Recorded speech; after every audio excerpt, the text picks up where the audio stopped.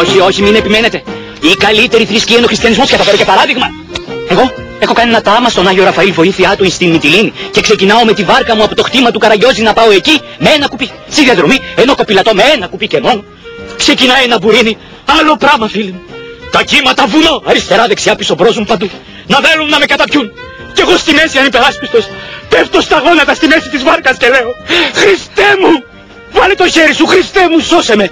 Και έχετε το θαύμα. Γύρω γύρω η θάλασσα ανταριασμένη και τα κύματα βουνό, και στη μέση, εκεί που είμαι εγώ με τη βάρκα, η απόλυτη ηρεμία. Εντάξει. Όχι και. Συμβαίνει. Πούσε.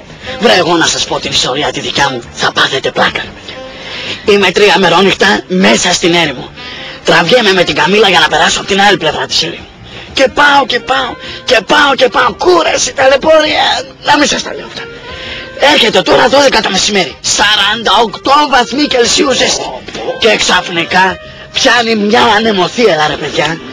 Η αμμουδιά να σηκώνεται, κόκος και να σου δεν πάει το δέρμα. Σαν αμοβολή ήτανε, ρε. Σαλτέρνω κάτω από την καμίλα, δεν μπορούσα. Πού να δείτε, ήτανε αδύνατο να επιβιώσει άνθρωπος. Σαλτέρνω κάτω από την καμίλα, πέτω και αρχίζω. Αλλά στο τρίτο ανάχρε, παιδιά, να μην σας τα πολυλογώ, και πάλι έγινε το θαύμα.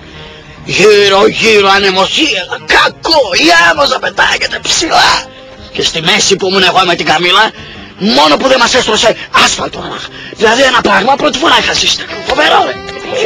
Φίλοι μου, αγαπητοί μου φίλοι, θέλω εντυπωσιακά τα παραδείγματά σας, αλλά όταν σας διηγηθώ το δικό μου περιστατικό θα αντιληφθείτε γιατί η δικιά μου η θρησκεία είναι σαφώς ανώτερη.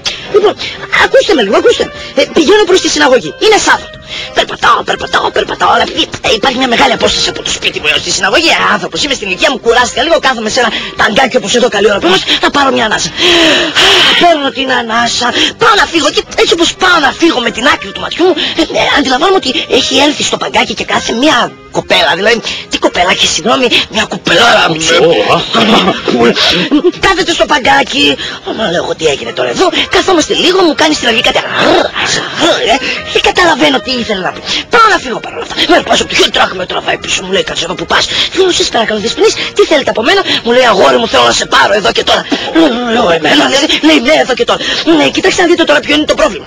Το Σάββατο η θρησκεία μας απαγορεύει αυτό το σεξ. Μας απαγορεύει να κάνουμε σεξ το Σάββατο η θρησκεία. Αλλά εγώ είχα ανταριαστεί, ήθελα να του κουτουβάσω. Οπότε τι να κάνω, πέφτω στα γόνατα. Και εγώ κάνω Θεέ μου βοήθησέ με, προσέχω. Και ξαφνικά παιδιά το θαύμα.